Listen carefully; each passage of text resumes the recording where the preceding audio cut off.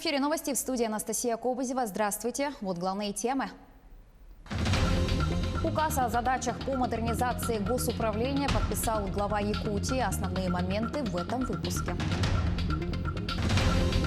В поселке Чернышевский решили увеличить популяцию пеледей. У скольких мальков есть шанс стать крупной зрелой рыбой. Долгие выходные ожидают якутян в ближайшие дни.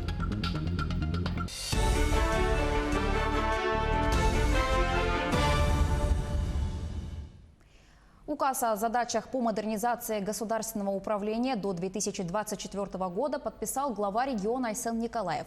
Приоритетной задачей госуправления в республике остается при повышении эффективности работы аппарата за счет новых технологий, включая цифровую трансформацию. Как ожидается, оказание госуслуг минимум на 70% перейдет в электронный формат. Государственных служащих станет меньше на 30%, при этом качество управления значительно возрастет. По словам руководителя региона, коронавирус заставил окончательно понять, что управлять по-старому уже нельзя. Модернизация упростит и ускорит принятие решений, предоставление госуслуг и внедрит инженерный процесс в управление. Жители отдаленных местностей Якутии приняли участие в досрочном голосовании об изменениях в Конституцию. Так, например, первыми в Булунском районе проголосовали оленеводы. Накануне членов участковой избирательной комиссии доставили в кочевые местности Саханджа в стада на вертолете. В голосовании там уже приняли участие порядка 16 человек. В целях защиты от коронавируса всем выдали маски и перчатки. Единый же день голосования по Конституции пройдет 1 июля. Проголосовать можно не по месту регистрации. Для этого нужно подать заявление на любом участке избирательной комиссии или через портал госуслуг. Понадобится документ, удостоверяющий личность. На любом избирательном участке можно открепиться и закрепиться за другим. Все очень просто. Можно выбрать любой участок в пределах округа или другой регион. Голосующий получит вторую часть заявления, где есть QR-код. С ним он приходит в день голосования на тот участок, за которым закрепился. Его уже внесут в список. Все поправки в Конституцию являются важными. Но с моей точки зрения, одним из важнейших является 3 блока поправок. И это прежде всего социальный блок. Это и поддержка материнства и детства, это и медицинское обслуживание населения, это и гарантии пенсионерам, в том числе гарантии индексации пенсий. Второй важнейший блок внутриполитический. Это передача полномочий президента, частичная передача полномочий президента парламенту при формировании правительства. Это утверждение премьер-министра и утверждение министров. Это чрезвычайно важная поправка, потому что в современной истории это впервые у нас в России. Третий блок поправок, с моей точки зрения, тоже важный. Это, конечно же, внешнеполитический блок. Там главнейшим является укрепление нашего суверенитета, незыблемость границ Российской Федерации. И самое главное, это верховенство законов Российской Федерации над всеми решениями международными, которые принимаются в отношении нашей страны. Но, повторюсь, все поправки являются важными. В Госдуме предложили запретить банкам предлагать кредиты по телефону. По словам депутатов, россияне не всегда могут определить по номеру телефона, звонит ли им легальный банк или микрофинансовая организация. В итоге этим могут воспользоваться мошенники для получения персональных данных граждан, номеров счетов и пластиковых карт. Кроме того, телефонный обзвон может доставлять дискомфорт, если звонки поступают систематически к гражданину, которому кредит не нужен. Парламентарии добавили, что у банков много других способов, чтобы предложить кредитование. Это, например, реклама в интернете, на телевидении и информационные стенды в офисах. Названы главные симптомы коронавируса у детей – это лихорадка, диарея и рвота. К такому выводу пришли медики в результате исследования, проведенного в 4 больницах в Западном Китае. У 76% из заболевших детей, за которыми было установлено наблюдение, проявилась лихорадка, при том, что среди взрослых она наблюдалась только у 44% инфицированных. У 62% детей был сильный кашель, у 12% – диарея и рвота.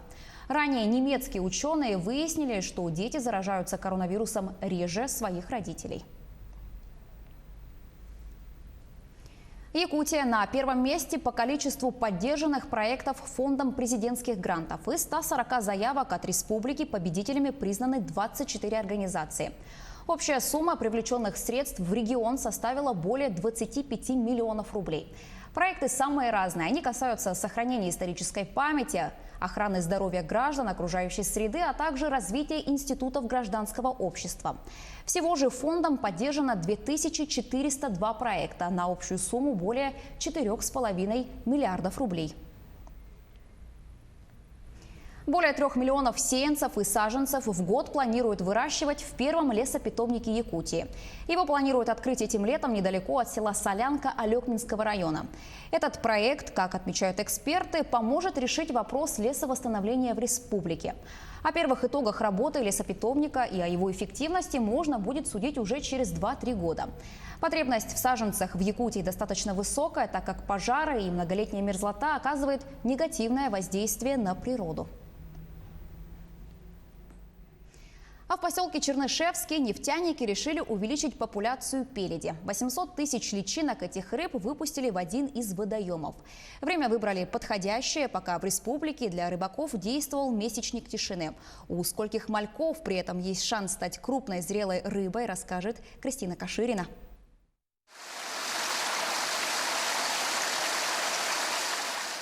Ловись, рыбка большая, хотя нет, вооружившихся сачками рыбоводов интересует маленькая, точнее микроскопическая.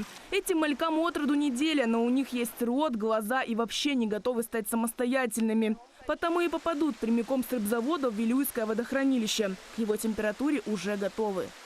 Здесь у нас входящая температура с водохранилища. На данный момент здесь около 5 градусов температура. Она как холодолюбивый вид рыбы. Соответственно, конечно, высокие температуры для нее губительные. Допустим, плюс 20 для нее это порог. Поэтому, да, она инкубируется при нулевой температуре, близкой к нулю, так скажем. Чтобы к полудню доставить личинки к ручью Анях, на рыбзаводе движение с самого утра. Ловить мальков – целая наука. Пеледь – рыба стайная, передвигается кругами, поэтому водить совком нужно по той же траектории. Один раз в правую сторону, один раз в левую, и мы уже поймали 1000 будущих рыб. Зарыблением водоемов Якутии ТАСС «Юряхнефтегазодобыча», которая является дочерним предприятием Роснефти, занимается с 2014 года. За 5 лет выпустили в реки свыше 2,5 миллионов личинок. Очередную партию пеледи выпустили в ручей Анях, левый приток реки Ахтаранда. Выбрали мы это место, потому что тут меньше хищников для личинок пеледи. И по течению они быстро скатываются по Вилюй. А выживаемость личинок пеледи от выпускаемых рыб составляет 0,2%. Значит, из 800 тысяч мальков стать половозрелыми рыбами смогут 1500. Но это в разы больше, чем при естественных условиях. Весной новорожденные пеледи погибают, встретившись, к примеру, с шугой. Пройдет от 3 до 5 лет, когда и эти личинки начнут откладывать икру. Но в Алмазном регионе зарыбление водоемов продолжается. В планах у специалистов привезти живые пакеты к реке Лена и Светлинскому водохранилищу. Кристина Каширина, Роман Ларин, телеканал «Алмазный край». В Якутске продолжаются работы по ремонту дорог. Сколько средств было выделено и сколько объектов запланировано отремонтировать, расскажет Дмитрий Тымыров. В этом году на строительство и ремонт дорог столицы было выделено порядка 1,5 миллиарда рублей. В этом году у нас предусмотрено порядка 1,5 миллиарда. 500 миллионов – это с дорожного фонда, 500 миллионов с местного бюджета и 496 миллионов – это источник федеральный бюджет. Всего до окончания этого года дорожные службы планируют провести ремонт и строительство дорог 28 объектов. Как сообщили в МКУ «Главстрой», все они имеют на сегодня подписанные контракты и работы уже начаты. Ведутся работы по устройству бордюрных камней, тротуаров и подготовительные работы.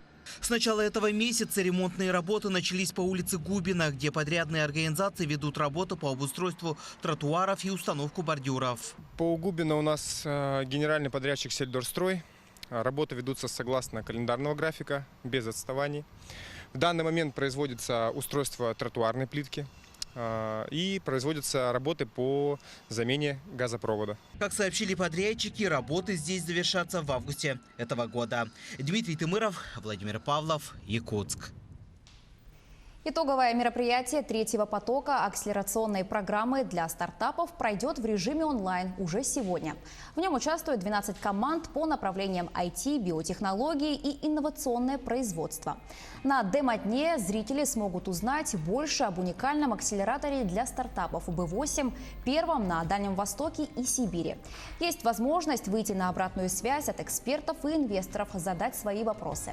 Принять участие в демо-дне может каждый желающий. Для этого нужно только зарегистрироваться на сайте, который вы сейчас видите на своих экранах. В среднеспециальных учебных заведениях республики началась сдача выпускных экзаменов в режиме онлайн. Наш корреспондент Юрий Осипов узнал, как проходят испытания у студентов Якутского финансового экономического колледжа. Пандемия коронавируса заставила пересмотреть подход к обучению. Еще в марте все учебные заведения перешли на дистанционную форму. Якутский финансово-экономический колледж смог быстро подстроиться под новый формат. Один из важных факторов – это техническое оснащение колледжа. В прошлом году в рамках федерального проекта «Цифровая образовательная среда» колледж получил 2 комплекта компьютерных класса. К тому же была установлена скорость интернета до 100 мегабит в секунду. Кроме того, в этом году преподаватели колледжа прошли курсы повышения квалификации по теме «Цифровые педагогические технологии, применяемые в образовательном процессе». Студенты сдают экзамены по 2 компетенциям – бухгалтерский учет и финансы. Здесь государственная итоговая аттестация проходит в 2 формах. Это демонстрационный экзамен и защита выпускных квалификационных работ. По сообщению руководства колледжа, все мероприятия проводятся с соблюдением всех санитарно-эпидемиологических норм. Время выполнения задания по бухгалтерскому учету составляет 8 часов, которое состоит из 2 модулей. И вот по финансам время выполнения задания составляет 3 часа 30 минут. По бухгалтерскому учету у нас составляет 2 модуля, по финансам 6 модулей. Конечно, студенты готовы, все вот эти задания они по профессиональным модулям уже проходили.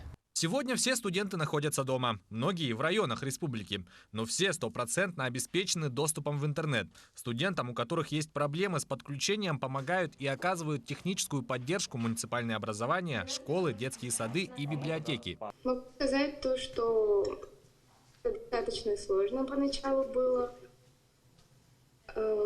Весь экзамен проходил дистанционно, но мы были готовы к этому.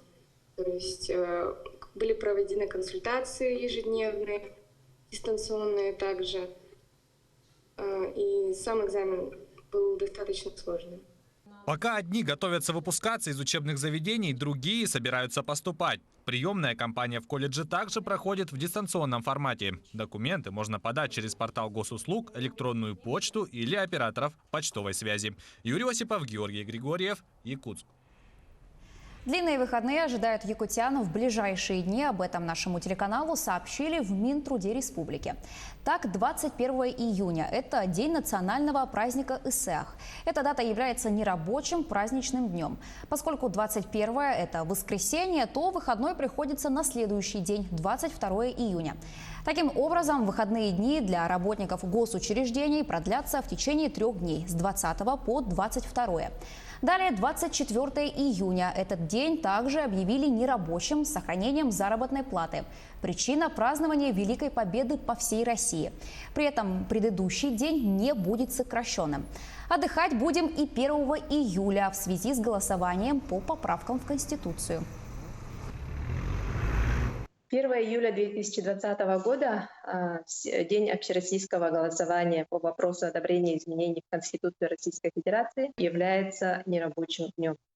Оплата работникам за этот день производится в соответствии с положениями, установленными Трудовым кодексом, применительно к оплате за нерабочие праздничные дни. То есть работающие 1 июля граждане получат оплату за этот день в двойном размере. А для тех, кто в этот день не работает, оплата труда за июль тоже не снижается. К этой минуте у меня пока вся информация. Не переключайтесь.